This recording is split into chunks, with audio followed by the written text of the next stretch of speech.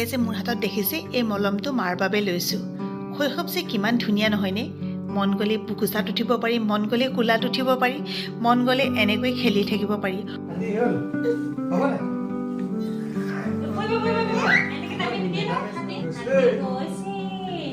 ডাক্তৰৰ মতেতো মাক এতিয়া বহুত বস্তুৱে খুৱাব নালাগে, পানী একেবাৰেই খুৱাব নালাগে। কিন্তু তেনেকৈ জানো বাৰু মানুহ জীয়াই থাকিব পাৰে কওকচোন?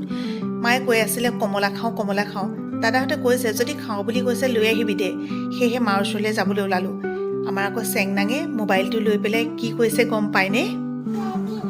ইয়াত নাচিবা কলিজা, ইয়াত নাচিব, ইয়াত নাচিবা নাচিবা, মই তাত উলিয়াই দিম দে। কিবা বুজি পালেনে?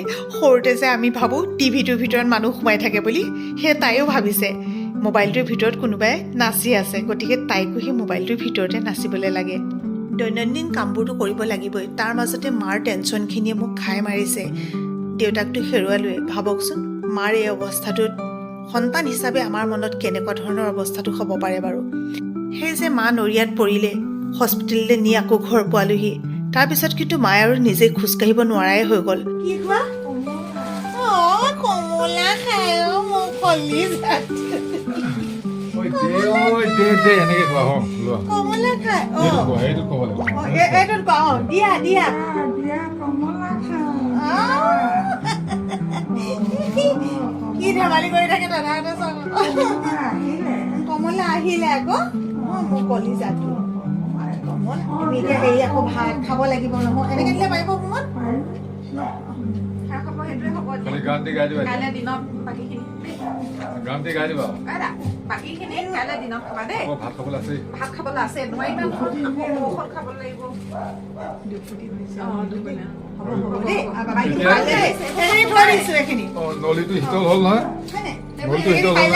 মায়ে খাব ন? চব আদা খাব। বেলেগক নিদিবা খালি দেই। বেলেগক নিদিবা। এইটো দিলে দেই, সঞ্জয় দিছো দেই, গোপাই হাতত দি দিছো, চিন্তা নকৰিবা। কোন বেলেগে ভাত খাব আজিলৈকে পৰাই হোৱা নাই নি? নোৱাৰে?